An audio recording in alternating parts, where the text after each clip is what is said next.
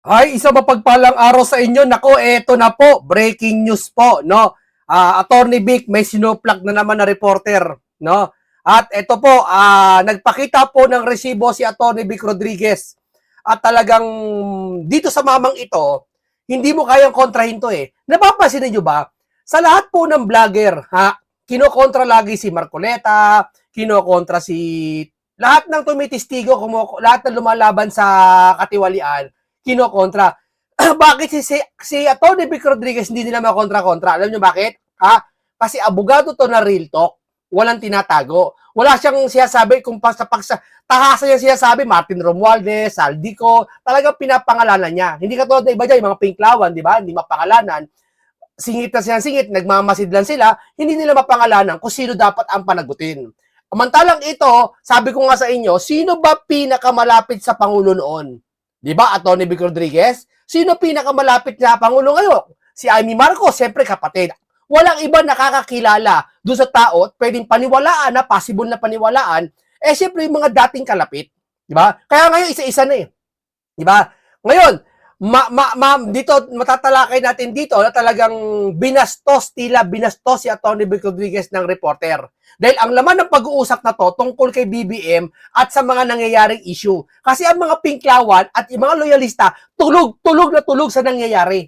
Pakiramdam nila, hero to si Junior kasi siya ang nakatuklas. Di ba? At mo, sabi nyo, ako ang nagsimula nitong lahat, ako ang magtatapos. Ano ibig mo sabihin na ikaw ang simula lahat? Doon ba sa sabi mo nagsimula ang lahat, ikaw ba inaamin mo, nakakasama ka dyan? O talagang gusto mo ikaw magsisimula ng ng bagay na kung saan iimbestigahan. Ganun ba? Parang hero ka na naman ba sa amin? Ganun ba gusto mong palabasin? Pinagluloko na tayo mga kaibigan eh. Di ba? Ano ba? Saan ka nagsimula? Ang alam ko, pumirma ka. Talaga nagsimula ka. Ikaw pumirma. Pero hindi ko alam ano ibig sabihin mo, ako nagsimula nitong lahat, ako ang magtatapos. Tignan natin kung matapos. Di ba? O ngayon, ganito sa pagkakataong ito tingnan nyo Oh, bago tayo dumako kay Atty. Vic Rodriguez, no, talagang pasabog bomba yon. Breaking news, Marcos Jr. ipinaparesto na si Saldico. Wow, sana all. Naglabas ng panibagong news report si Marcos Jr. kung saan direkta niyang inihayag na may inilabas ng warrant of arrest laban kay Saldico at 17 pang iba pang DPWH Southwest Corporation. Huwag na natin patagalin pa. Aresto na ninyo sila. Grabe tong matandang yan. Ewan ko, matawag dito. Grabe ka naman. Yung nakaraan, nakikiusap sa'yo mga tao, kasama mga reporter, naksisaldi ba? Sabi nyo, baka kasi sabihin nyo, pre-judge ako eh. Pre-judge kayo eh, di ba? Di ba? Inasabi yung nakaraan eh. Di ba? Para bang pinatutunog nyo na si Saldi, hindi pa pwedeng kasuhan. Ngayon pwede pa pala, kung di pa kayo banggitin, kung di pa pala ikanta kayo, hindi nyo pa kakasuhan at mapapauwi sa Pilipinas. O sige, anong pinagkaiba ni Saldi na inamin niya kayo? Inamin niya dinamay kayo mga pangalan niyo, si Martin sa ikaw, tumatanggap ka daw BBM ng pera. Sa naagrabyado yung tao, anong pinagkaiba? Walang pinagkaiba. Sa inyo, hindi kayo naniniwalang kasangkot kayo. O so ano epekto nyo? Ba't nyo papauwi si Sal? Ba't nyo arestuin na? Bakit nyo papapailan ng kaso na? Ngayon, biglang Sunwest na. Ang tagal-tagal ni Senator Rodante Marcoleta nakikiusap, nakikipag-away na, napagbintangan na ng mga bugok na napagbintangan di ba? Kakampi sa Diskaya, kakampi si Gutesa, di ba? Ngayon kayo kikilos, Pangulo. Aarestuin na si Saldi? Bakit aarestuin na? Anong gagawin dyan? Yung video tapos di pa paniniwalaan? Ang galing no? Pag kayo na tinira, aarestuin na. Di ba? Pero pag kayo ay yung tao si Saldi, hindi pa kayo pinapahamak, hindi nyo pwede arestuhin. Bakit kaya? Ano ibig sabihin? Hindi nyo ba nahalata mga loyalista? O ngayon sabi, asan daw si Martin, ba't di kasuhan? Pero ayon sa mga nakikita kong balita, kakasuhan daw ata ng plunder si Martin. O ito Martin, payag ka Martin? Martin, payag ka, kakasuhan ka ng pinsan mo. Hindi ng pinsan mo, kakasuhan ka pa ng plunder. Hindi, sabi nila scripted daw. O sige, palagay natin scripted, nakakasuhan ko, tapos not guilty sa bandang huli. Nakakaya kay Martin yun. Payag ka Martin, ikaw ginagawang kasangkapan, ikaw ginagawang instrumento para maibsan yung tao ng galit ng bayan Istorya ko lang to kung sakaling hindi ka guilty para palabasin na ikaw lang kasong plunder. O, parang pampalubag-loob ba sa mga tao? Ayun naman pala eh. Kumikilos naman pala ang Pangulo after 3 months, after 4 months, 5 months pala eh. Di ba? Kasi kung ang isang Pangulo talaga mautak, hindi weak. Makinig kayo mga vlogger ng BBM. Kung hindi weak ang Pangulo nyo, dapat sa simula pa lang, kumilos na siya. Hindi yung ganito. O wag yung sabihin kasi nag-iimbestiga pa, kaya kumilos ang Pangulo. Bakit? May nag-iimbestiga ba nangyari investigasyon? Wala nga nangyari investigasyon, di ba? Si Lacson bumaba bilang Blue Ribbon. Ha? Ano investigasyon nangyayari sa ICI? Nakatago, mali ba namin? Anong investigasyon? Bakit bigla nag-ihip ng hangit? Bakit nagrally ang INC? Nagrally ang iba't ibang tao na?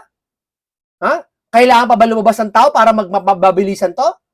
Hindi totoo lang. O sige, palagay natin scripted lang kay Martin na kuwari plunder kuno na kaso. Iisipin mo na lang, kung si Martin pala, kung nakaplano pala si Martin na kuwari plano-planado pa lang, hindi pinahiya niyo si Martin. Kung inosente pala si Martin, kawawa naman. Sige nga, kung iba, inosente pala si Martin, o baka may sabi dyan, ano ka ba munting kaalaman? Akala ko ba gusto mahuli ang mga yan? Dapat yun, nagreklamo ka. Hindi ako nagreklamo. Gusto ko lang makasiguro. Gusto ko lang makasiguro kung ito yung ba talagang plano na yung pinapakita na niyo, totoo. Kasi dala na ako sa mga nakaraan pinagsasabi niyo Di ba? Ni isa wala akong nakita totoo Kaya sinisigurado ko, yan ba si Martin talagang totoong plunder ang kakaso dyan? Hindi ba kayo nag-usap? Sorry ako na kuwari plunder ang kaso mo. Nag-usap ba na kayo o hindi? Isa lang ibig sabihin, kawawa naman si Martin, napapahiya. Kaya Martin, alam mo na. Di ba? Kumanta ka na, mag-singer ka na. Katulad ni Saldi, kumanta, kinantahan ka, di ba, ng birthday mo? O, kantahan mo rin sila ngayon. Ngayong Pasko. Sana ngayong Pasko, kumanta ka na rin. Kantahan mo ngayong Pasko. Romualdez. Ginigipit ka na rin Ikaw na ginagawang touching Ikaw na ginagawang pambato pambato Di ba? Yun ang aking tsorya. Palagay ko lang yun. Tsorya ko lang yun. Huwag niyong paniwalaan. Pero ewan ko lang sa inyo, may punto ako sa sabi ko. 'Di ba? Wow, buti pa si Saldi, napabilis. Yung pala ang sikreto. Kapag pala ang isang tao na hindi makasukasuhan, dapat lumaban muna sa administrasyon para makasuhan na, para mapauwi na. Iyan ang hiling namin, Pangulo, nakaraan pa Kung bakit nagkanda-rally-rally na Sila ang hinihiling namin kasuhan nyo, nasa si Saldi. Anong ginawa nyo? Pinalabas nyo ng bansa yan. Sino may kasalanan? Parang kami pa may kasalanan Di ba? Para lumalabas, mga DDS kinakampihan, wag daw umuwi si Saldi. Mga DDS na naman minabanggit, hindi na to DDS. Ang mga DDS, wala na.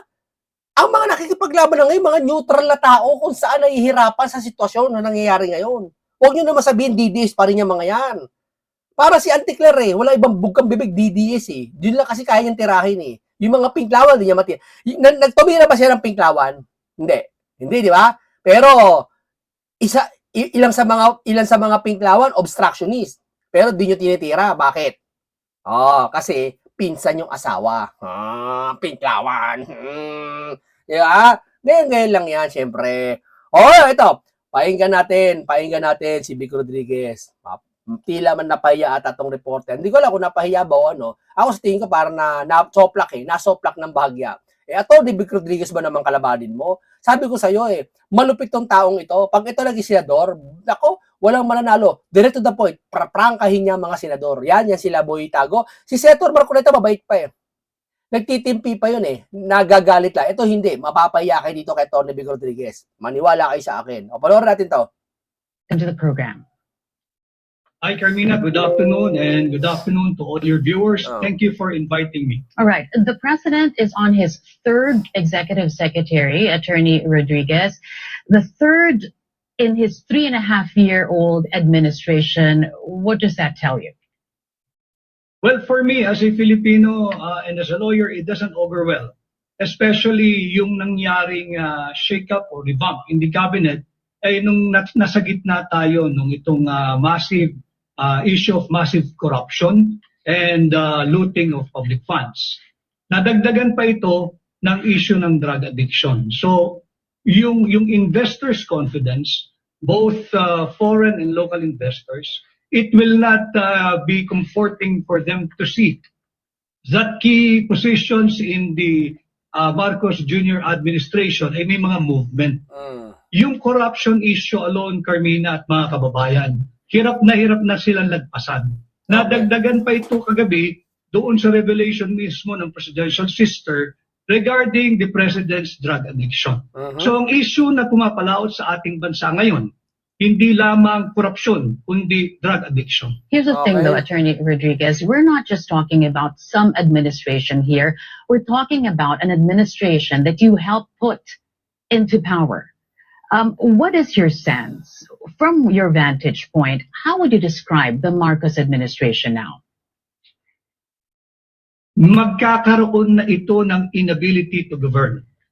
Sapagkat yung tiwalang ibinigay sa kanya ng sambayan ng Pilipino noong May of 2022 naubos, Carmina.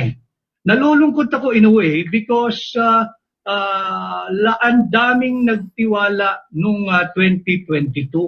Hoping maski ako- that Maski the ako, binoto ko yan eh. Philippines will take off at pangungunahan niya yung pag-alis ng ating ekonomiya from its pandemic state.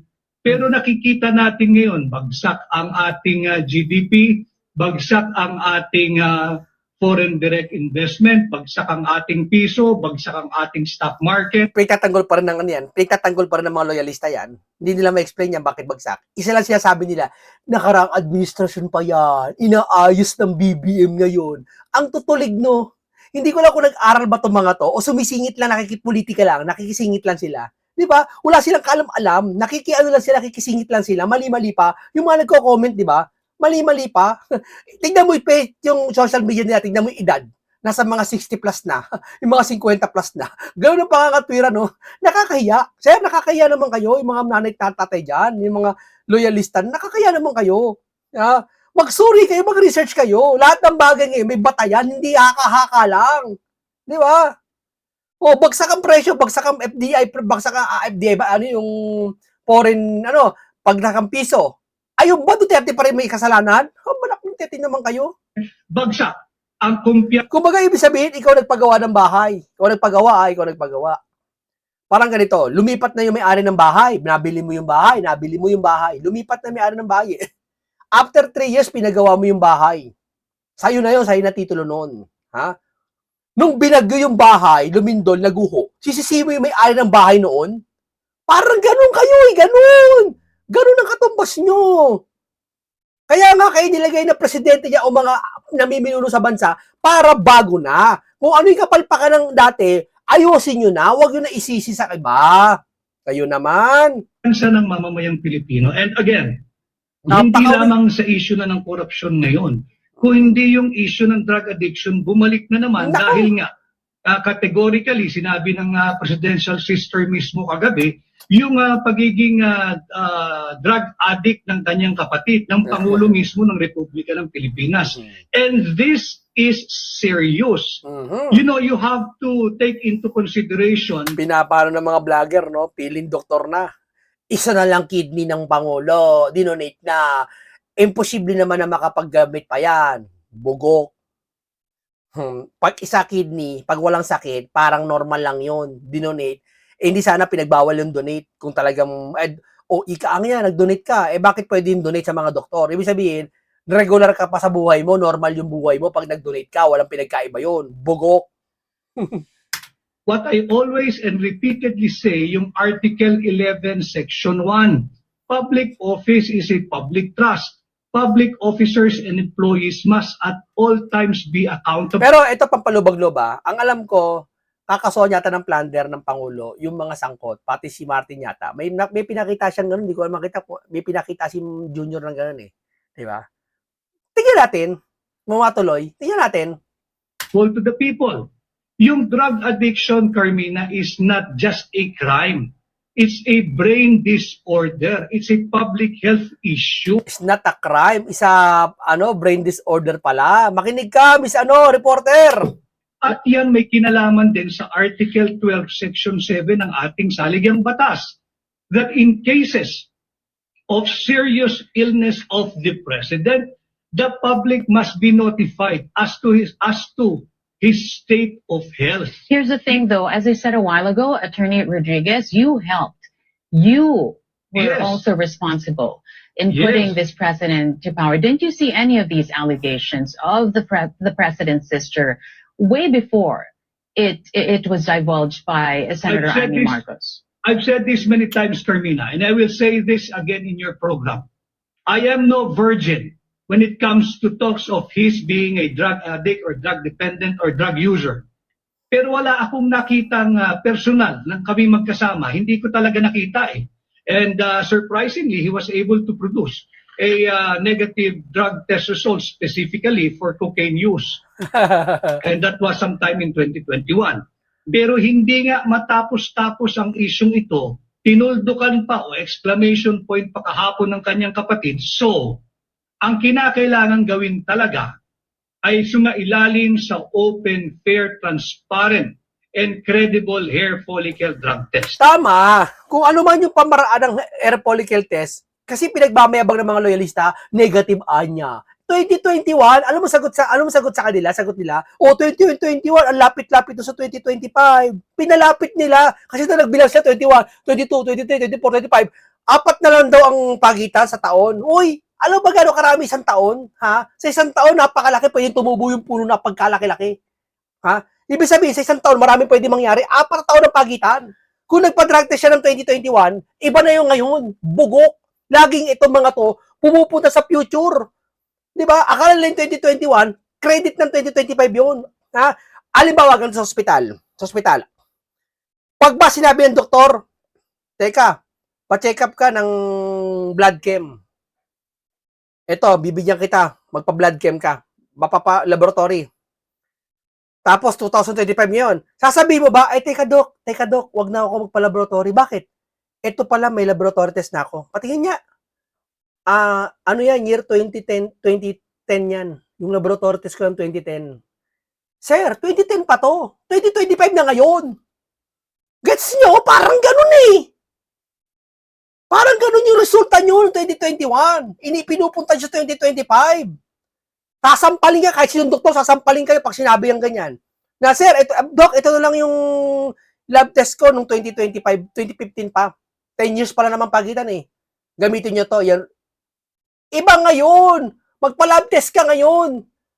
Dahil buwan-buwan, nag-iiba ang test ng katawan natin. Naku naman. Ganun din to para matigil na hair follicle ngayon 2025. Tama, mali. Pero dapat may bantay. We're going to be talking to the press secretary in a moment after I talk to you to get his reaction to that. But let's move on with this interview. I was able to see one of your live streams, Attorney Rodriguez, and you said, and this is not verbatim, wherein you said, kung nakinig lang sana, kahit 50% noon, nung mga nanggagaling po sa inyo, hindi sana ganito yung sitwasyon. Again, not verbatim, but would you confirm that you said that? Yes. Yes. Okay. Ano yung sinasabi nyo dati na kung sana nakinig lang ang Pangulo? Go ahead. It's also, by the way, it's also in my book. So consistently, ang sinasabi ko, nagkaigi kami that we will pursue good governance. At ang aming tatalakayin sa 6 na taon ay kung paano mapabuti ang buhay ng mga mamamayang Pilipino. At nagsimula nga iyan nung marami nang nagmamadali na mapunta sa mga posisyon na alam ko naman ay hindi nais maglingkod. Gusto lang gumawa ng pera, gusto lang mangurakot, gusto lang, alam mo yun, magsamantala ng kanilang closeness to the President or someone who is close to the President na nag-refer sa kanila. Kung yun pa lang ay naging consistent siya at talagang inuna niya yung paglilingkod sa ating bansa, hindi niya aabutin ang ganitong kalaking krisis. Let's talk about the recent resignations. The resignation of DBM Secretary Nina Pangandaman. Did it come too little too late for you? Yes. Well, how so? Why? 100 days mahigit na natin pinag-uusapan itong isyong ito. Matagal nang kinakaladkad ang pangalan ni DBM Secretary at yung kanyang paano nabuo yung sweetheart deal na 2.85 billion between sa DBM at yung USEC ng Department of Education na hanggang ngayon ay hindi mapatawag-tawag ng Blue Ribbon. At apparently, hindi mapatawag yan. Ang mga yung Blue Ribbon na asahan nyo, wala ipapatawag yan. Hindi pwede patawag si John Lloyd Estrada ba yun, yung nagdala ng pera. Hindi pwede papatawag yan. Ipapatawag na mga yan, yung alanganin pumunta, kagaya si Gutesa. Yeah? Yan ang gusto nila ipatawag, pero alam nila hindi pupunta na. Di ba? Yan ang mga gusto ipatawag ng mga yan, yung hindi papatawag yung pumirma si Espejo na doon sa notaryo. O di nyo papatawag yan for confirmation. Magharap-harap. Ay, patawag yan kasi mabubuko yung amo nila. Ayan, yan ang sistema ni Boy Tago, di ba? Puro pasikat lang kung ano nag-iimbestiga. May pa CCTV pa nalalaman. Ay, kaaya si Gutesa, nakita si Marcoleta pumasok sa CCTV, sa opisina. May pa ganyan-ganyan pa nalaman eh. May masabi lang, no? Inuuto niya kasi yung mga may edad na. Kasi may mga edad na hangang-hanga sa kanya. Di ba? O, pag nagayap yun, syempre, mga apo-apo, no, madadamay. O, ikaan niya, apo, ha? Yan si Lacson, ha? Yan ang gusto ko, purihin mo yan. Di ba? Ganyan, manglansi yan, mga yan. Just before we go on live, I think, ay nagsumite na rin ng kanyang resignation, yung USEC ng DepEd na si Traigib Olaybar. Ano ito? Bakit nung nagkakaipitan na resignation and then what? Aalis din sila sa bansa katulad ng ginawa ni Secretary Manny Bunoan? Alam mo, Junior, kayo nandiyan yan ha. Si Saldi umalis ng bansa. Pinabayaan nyo. Bakit? Hindi nyo aakalain kakanta ngayon? Yun na nakikita ko yun ang inihingi ng pagkakataon eh. Yun dun ako pinupunta ng panahon ng pagkakataon eh. Bakit ko talagang guilty si Saldi? Bakit nyo pinabayaan nyo umalis? Ba't nyo pinigilan? Siya may malaking insertion eh. Ba't nyo pinigilan? Bakit? Totoo ba siya sabi ng chismis ng iba?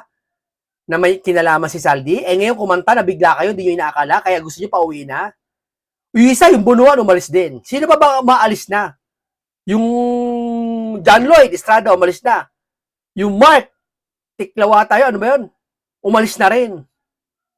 Lahat nila ba gusto nyo paalisin? Tingnan niya. Kagaya ng ginawa ni Saldico, yan yung mga dapat nung una pa lamang ay ipinatawag na nila kung gusto nilang maging credible kung ano man ang gagawin nila. Papost-post pa si Boy Tago sa Facebook niya na accountability. Wala ka namang ginawa. Teteng ka, puro papasikat. Investigation. As I have said many times, sa lahat ng gagawin, lalo pat ganito kaselan, perception is everything. If people perceive you to be protecting yung mga kampon mo, then the whole process tainted na. Yan ang nangyayari ngayon. Let's go back to when it all began. We know that the former DBM secretary was one of the OGs in this cabinet, was appointed by the president. You were still there at that time. Who was responsible in pushing that the former DBM secretary, Mina Pangandaman, be given the DBM portfolio? Si Martin Romualdez. And Dire-diretso how no? did he do that? Abay, dadali yan sa bahay ni BBM yan eh. Yun, di ba? Dire-diretso no? Talagang... At yan nga daw ang magiging DBM secretary. Hindi ko kilala yan. And what was being said during that time as to why she should have that portfolio? Well, apparently, marunong daw sa proseso ng gobyerno, marunong naman talaga. Sumobra nga lang ang dunong, hindi ginamit sa tama. At qualified naman, etc. Di okay naman. I am just the executive secretary, the glorified secretary to the president. Yun lang naman ang papel ng executive secretary. So pag nagdesisyon ng presidente, itong ating BBM, di yan ang ating BBM. But malinaw sa akin na ang nagdala dyan sa bahay ni BBM doon sa Forbes ay si Martin Romualdez. Di ba? O, ano kayo ngayon, ha? Ano kayo? Booking kayo, may resibo. Hindi mo ba kayo nagtaka ng mga panahon na yon? As you were forming the cabinet of the president whom you helped win in the 2022 elections, kung bakit siya? Hindi ako pwedeng magduda, Carmina, lalo na pagka meron ng disposisyon o desisyon ng aking Pangulo. Sapagkat, again, I'm just his alter ego, eventually and ultimately, kung ano ang kanyang mapapagpapasyahan, hindi naman pwedeng mas marunong pa tayo doon sa pinakamataas pagdating sa hierarchy ng gobyerno. So, nung binigay niya yung kanyang approval, yung kanyang imprimatur, yan na ang BBM secretary. But was there something during that time that gave you pause, that sort of made you tentative about the decision of giving her, the former DBM Secretary Pangandaman, the budget portfolio? Go ahead. Sincerely, Carmina, wala na akong opportunity sapagkat nung dinala nung gabing iyon, right there and then, okay, siya ang BBM Secretary. Dahil nga dinala ni Martin Romualdez. Knowing what you know, that she resigned out of delicadeza, should this have been Pangandaman's reason or even without the revelations of former Congressman Azaldi Co, should there have been another reason for the resignation of Pangandaman, given that she too was responsible for the passage of, at the very least, the questionable budget for 2025? Nahirapan na siya magsinungaling at mag-cover up for this administration. Susunod yan. Susunod yan. Di ba sabi ko si Martin, nangyayari na ngayon. Susunod yan si Claire na. Stand tayo. Ang matitirang kakampi dyan ni BBM, yung mga loyalista na nagbumukhang ano na ngayon. Di ba? Todo tanggol sila. Huli na eh. Pustahan tayo. Ilang linggo na lang. Claire na. Si Claire na bibigay. Ito, pustahan tayo. Ano ngayon? November 21? Mga bago mag-December first week. Bibigay na yan mga yan. Mahirap magsinungaling. Lalo na kung yung disbursement ng ating national budget, itong illegal, invalid, immoral, unconstitutional, and criminal 2025 national budget, mahirap mo i-cover up yan. Dahil hindi lang naman single piece of document, ang daming papel niyan, ang daming kopya niyan, hindi mo ba pagtatagpi-tagpi yan. And I think, umangat na rin yung presyo sa hindi na manageable level. That's why she asked for the president to let her go. But should that be the end of the story? No.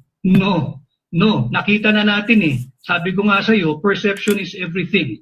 In a talk as serious as corruption and drug addiction in government, perception is everything. Pag nakita mo nagtatakipan na, wala nang maniniwala sa kahit anong proseso. At ito ay hindi ko lamang haka-haka bilang Pilipino. Nakikita namin takipan talaga. Ang kontra-kontra naman yung mga loyalistang vlogger eh. Kontrang-kontra sila, dito takipan nangyayari. Marcoleta daw takipan. Come on. May nakausap pa ako loyalista BBM, sabi pinagtatakpan doon ni Marcoleta yung mga dapat katakpan. Ano ba katakpan ni Marcoleta? Sino pa katakpan niya? Sige nga, nakmanteteng naman kayo. Nakita natin ang daus. Sino ba gumawa ng budget? May pinagtatakpan daw si Marcoleta ng mga tao. Bakit? Sino ba nag-approve ng budget? Di ba tatlo na yan? Tatlo lang dumadaan dyan. Si Saldi, si Martin, si BBM. Tapos si Marcoleta may kasalanan? Magteting naman kayo. Ito si Vic Rodriguez. Sabihin nyo naman, script ni Vic Rodriguez to. Pustahan tayo, obstructionist. Ituturing nyo, obstructionist to si Vic Rodriguez. Pustahan tayo. Ng foreign direct investment, bagsak. Ang daus-dos ng halaga ng piso, ang GDP, ang kumpiyansa ng mamumuhunan. Even the President of South Korea binawi yung 28.5 or 28.8 billion peso loan ng South Korea sa Pilipinas. Bakit? Ang rason niya, simple, massive corruption and looting of public funds. Now, what do you know about Trigib Olivar, Attorney Rodriguez? You've mentioned his name several times in your live streams, also in various interviews. What do you know of him? Was he already there when you were forming the cabinet of the president? Hindi familiar yung pangalan niya eh. I keep on mentioning him, and even in your program, Carmina, based on the affidavit of former USEC Robert Bernardo of the DPWH, katangi-tangi eh. Nanghingi ng listahan, binigyan ng listahan worth 2.85 billion, at tingnan mo naman ang kapal na mukha nito na i-release agad yung 2.85 billion at humingi ng 15% commission. At pinatunayan sa affidavit ni Robert Bernardo, naghatid ng makailang ulit sa Magallanes at iba't ibang lugar. Yung 15% ng 2.8 billion pesos ay halos 500 million pesos. Dito nagsimula lalo ang pagdausdos ng kumpiyansa ng taong bayan sa administrasyon ni Bongbong Marcos eh. Bakit? Kinaladkad niya ang tanggapan ng Pangulo gamit ang Office of the Executive Secretary. Natigil ang hearing ng Blue Ribbon ng napakatagal, hindi nila sinasagot. Hanggang sa hindi na talaga maawat ang paghingi ng tao ng transparency, full accountability, and justice. Attorney Rodriguez, I've watched your interview several times, your live streams as well. You've been calling for transparency and accountability. At one point, you even said, wala namang masama sa pag-ako ng pagkakamali. Again, not verbatim, but in so many words, you said that. Ayusin lang ang investigasyon, you said that as well. But how did you go from there to calling for the president to step down? Ang linaw-linaw na eh. Ayaw ayusin yung investigation, pinagtatakpan yung mga alyado every Sabihin nyo, mga loyalista, na may investigasyon nangyayari. time na may lalabas at magsasalita, ang laging sasabihin lang, destabilizer o kaya hinuyog-yug ang gobyerno. Again, corruption is destabilization. But that's where it gets tricky, Attorney Rodriguez. Pinagbintangan pa yung mga namumuna. Destabilizer daw. Samantala yung mga nanguha ng pera, di nyo masabihan, di ba? Yun ang pinakatunay na destabilizer ng gobyerno, yung mga nangrakot. Auntie Claire! School Bukol! Pepsi! Boy Tago! Sino-sino pa ba dyan, mga magkakampi? Mga vlogger ng BBM, ayan o. Minsan man tapikin nyo yung mga nanguha ng pera, wag yung mga nag-iimbestiga. Marcoleta, ilabas mo, sosi mo. Biruin mo. Yung sosi, ngayon na lang nalaman yan eh. Di ba? Sasabihin mo, bago ka maging senador, labas mo sosi mo. In advance na nila, pumunta na naman ng future tong mga to. Di ba? Late pa. Nakiki-comment. Nagko-comment sila dun sa issue ng Diskaya. Yung video ng Diskaya, nai-upload ng August 20. Tapos nag-comment yung mga tao doon, labas mo muna sosi mo, bago mo, si Diskaya. Late na. Hindi bagay yung comment nyo. Dahil doon sa August 20, mga Diskaya, hindi pa alam yung sosi, wala pang salin-salin nun. Nagko-comment sila kay Marcoleta, bago mo kausapin yan si Diskaya, labas mo muna sosi mo. Engot! August 20 yung pinost yung video, nagko-comment kayo doon, sosi pa kayo. Ganyan sila. Hindi sila nag-iisip.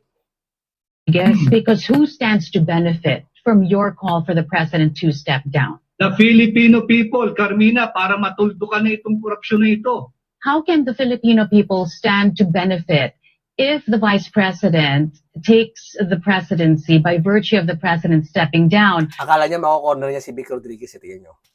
When you're just going to put in place another dynasty whose history is also peppered with allegations of corruption, instability in behavior, even murder, the deaths of countless deaths of your countrymen, Attorney Are you Rodriguez, saying not to that mention the damage to freedom of expression, Akala mo galing which eh. you oddly enough claim to protect as well. Go ahead. Are you saying that when Bongbong Marcos assuming he will step down, we will abandon the 1987 Constitution Yari ka. and skip the rule on succession?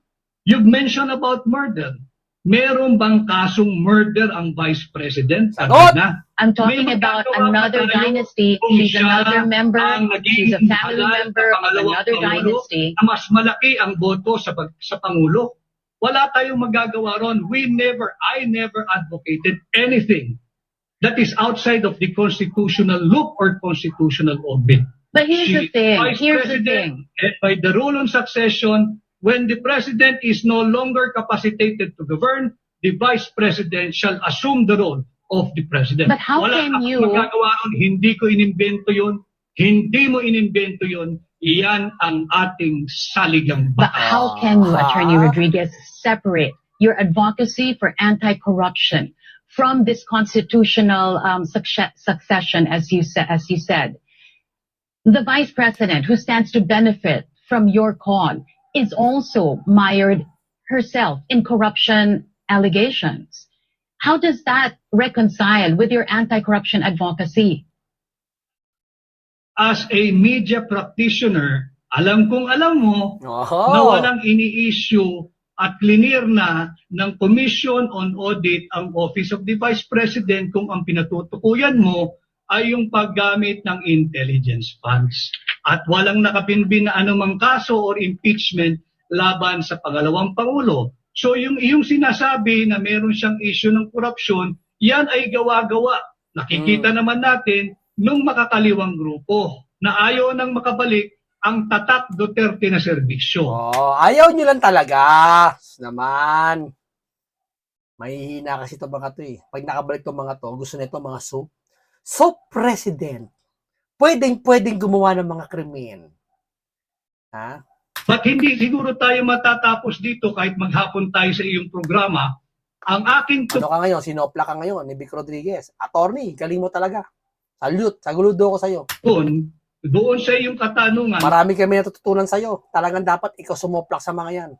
kung sakaling Hindi nila kayang i-vlog to eh. May nag-vlog na ba rito laban sa kanya? Wala. Kasi susoplakis na nito eh. Marunong to eh. bumaba ang kasalukuyang Pangulo, naturalmente, umiiral ang ating saligang batas, ang Vice-Presidente ang siyang hahalili sa mababakanting posisyon. Wala akong magagawa doon, wala kang magagawa, hindi natin pareho imbensyon yan. Iyan ay nakasulat, nakagarantiya, at nakaukit sa ating 1987 Constitution. Again, people are saying, or at least there are groups who are saying, why stop at the president? Why not include the vice president as well?